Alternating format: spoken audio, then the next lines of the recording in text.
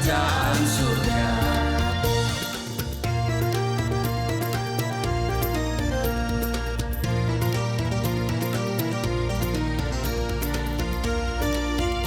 Shalom Bapak Ibu sahabat Galilea yang diberkati oleh Tuhan Yesus. Saudara, mari kita siapkan diri kita untuk membaca dan merenungkan firman Tuhan. Mari kita berdoa.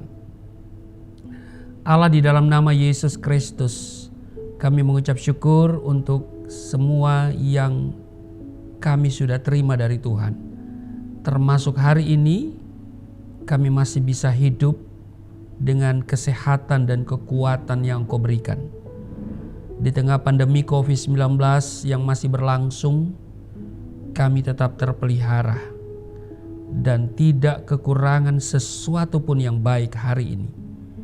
Sebelum kami masuki dunia kerja kami akan membaca, merenungkan firman-Mu, sebab firman-Mu bermanfaat untuk mengajar, menyatakan kesalahan, memperbaiki kelakuan, dan mendidik kami kepada kebenaran. Urapi kami, buka hati pikiran kami, di dalam nama Tuhan Yesus.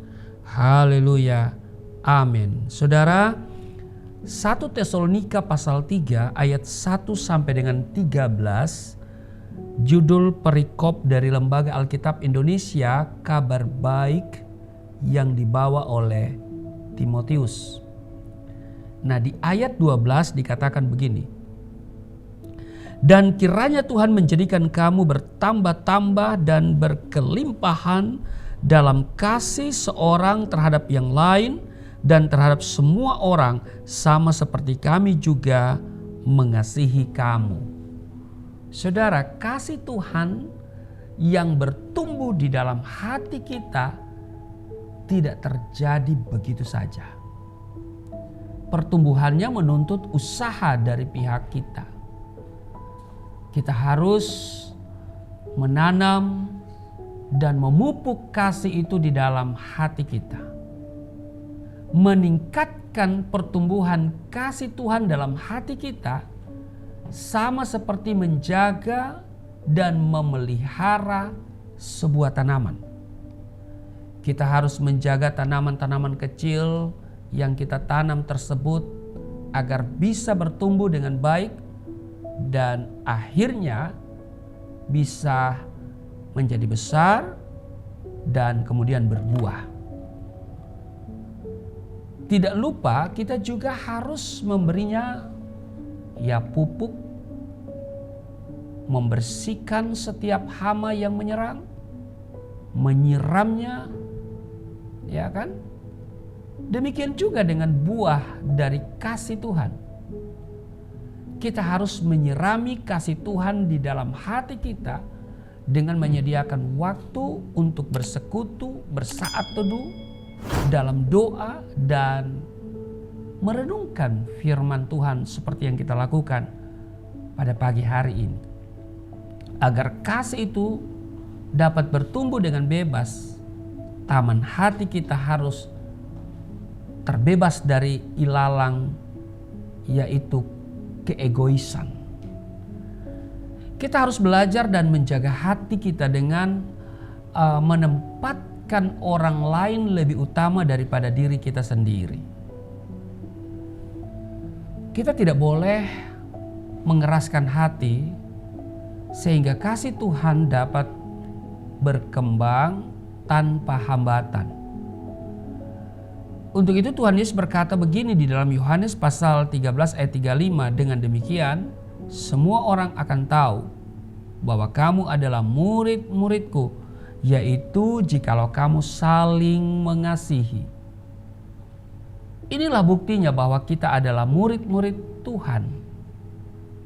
Ya kan? Kalau kita saling mengasihi. Perhatikanlah apa yang dikatakan oleh Rasul Paulus dalam Roma pasal 12 ayat 9 dan 10. Hendaklah kasih itu jangan pura-pura.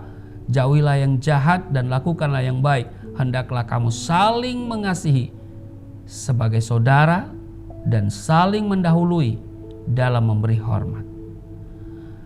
Nah, saudara, banyak di antara kita yang tidak menyadari bahwa kita adalah pembunuh. mungkin kita pun akan bertanya, bagaimana bisa saya dikatakan seorang pembunuh? 1 Yohanes pasal 3 ayat 15 menjawab hal itu. Setiap orang yang membenci saudaranya adalah seorang pembunuh manusia. Dan kamu tahu bahwa tidak ada seorang pembunuh yang tetap memiliki hidup yang kekal di dalam dirinya. Mari belajar dari Tuhan Yesus Kristus, ya kan? Di dalam 1 Yohanes pasal 3 ayat 16 dan 17, demikianlah kita ketahui kasih Kristus, yaitu bahwa Ia telah menyerahkan nyawanya untuk kita. Jadi kita pun wajib menyerahkan nyawa kita untuk saudara-saudara kita. Barang siapa mempunyai harta duniawi dan melihat saudaranya menderita kekurangan, tetapi menutup pintu hatinya terhadap saudaranya itu, bagaimanakah kasih Allah dapat tetap di dalam dirinya? Hal ini benar adanya, saudara. Sebab bagaimana kasih Tuhan bisa ada di dalam diri kita jika kita tidak berbelas kasih kepada saudara kita yang menderita dan membutuhkan pertolongan. Renungkan hal ini, saudara. Barang siapa tidak mengasihi saudaranya yang dilihatnya, tidak mungkin mengasihi Allah yang tidak dilihatnya. 1 Yohanes pasal 4 ayat 20. Jadi sesungguhnya kita ini adalah pembunuh, saudara, ya. Iya kan? Iya. Setiap orang yang membenci saudaranya adalah seorang pembunuh manusia. Mari saudara, jangan ada kebencian di dalam hatimu. Baik itu kebencian terhadap saudara seiman, tapi juga kebencian terhadap orang-orang yang tidak seiman. Sebab di sini dikatakan setiap orang yang membenci saudaranya. Kita bisa dikatakan saudara seiman, tapi juga kita bisa dikatakan saudara dalam sebangsa. Iya kan? Jadi Tuhan tidak mengajarkan kebencian. Benih kebencian itu dari si pembunuh. Siapa pembunuh yang sesungguhnya? Yaitu iblis dan kawan-kawannya. Ya kan? Dialah pembunuh. Sebab dikatakan di Yohanes pasalnya pasal berapa itu ya? Pasal 10, ya, Yohanes pasal 10. Ya, saya lihat dulu ya. Yohanes pasal 10 ayatnya yang ke-10. Ya, saya ingat ya. Nah, dikatakan begini, pencuri datang hanya untuk mencuri dan membunuh dan membinasakan. Jadi benih kebencian itu, ya kan? Dan benih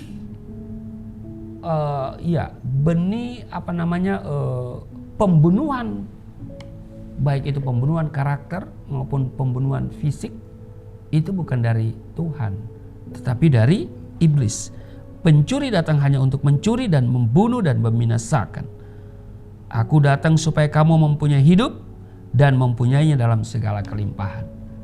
Jadi saudaraku yang kekasih, mari kita perhatikan firman Tuhan. Jangan ada benih kebencian dalam dirimu, dalam hatimu. Karena memang saudara, benih itu datangnya dari iblis, si pembunuh. Nah saudara, agar kasih itu dapat bertumbuh dengan bebas, taman hati kita harus terbebas dari ilalang keegoisan. Kita harus belajar dan menjaga hati kita dengan menempatkan orang lain lebih utama daripada diri kita sendiri. Jangan saudara egois, menganggap diri paling hebat, paling utama, ya kan? Tapi mari kita menempatkan orang lain lebih utama daripada diri kita. Amin. Kita datang kepada Tuhan, kita minta kita dibaharui, hati kita dibaharui. Ya.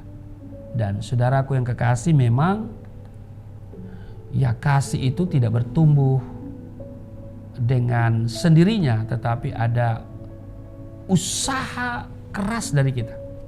Ya kan? Pertumbuhannya itu menuntut usaha dari kita. Kita harus menanam, memupuk kasih itu di dalam diri kita.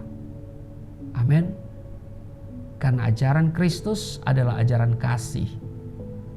Maka itu kasihilah musuhmu, berdoalah bagi mereka. Itu ajaran Yesus.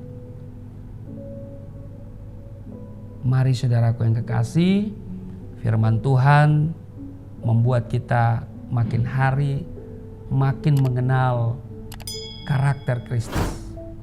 Jangan sampai kita berada bersama dengan Yesus, ya kan?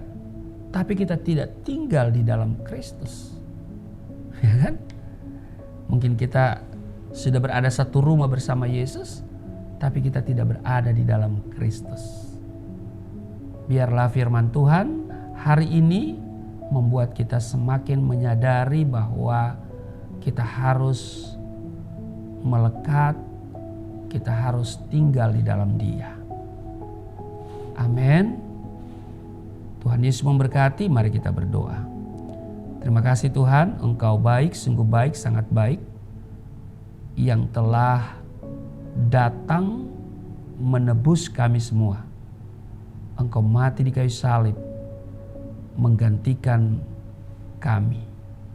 Kami mengucap syukur untuk semua itu, dan kami mau menumbuhkan kasih di dalam hati kami, supaya kami benar-benar menjadi pengikut Engkau. Sebab tandanya orang yang mengikuti Engkau adalah mengasihi. Orang akan mengenal kami sebagai murid Kristus jikalau kami saling mengasihi. Terpujilah Engkau, berkati seluruh subscriber dan sahabat Galilea di mana saja mereka berada hari ini dalam tugas kerja mereka. Tuhan menolong, Tuhan memberi hikmat, Tuhan memberi kekuatan, perlindungan sempurna di dalam nama Tuhan Yesus. Haleluya. Amin.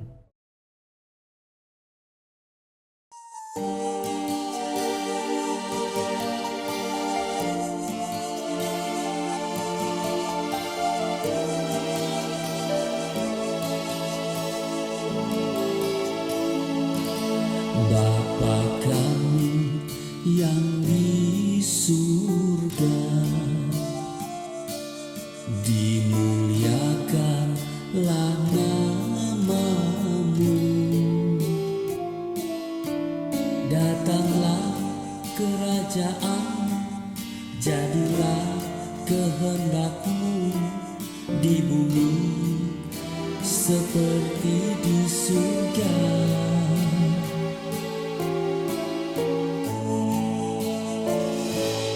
Berikanlah kepada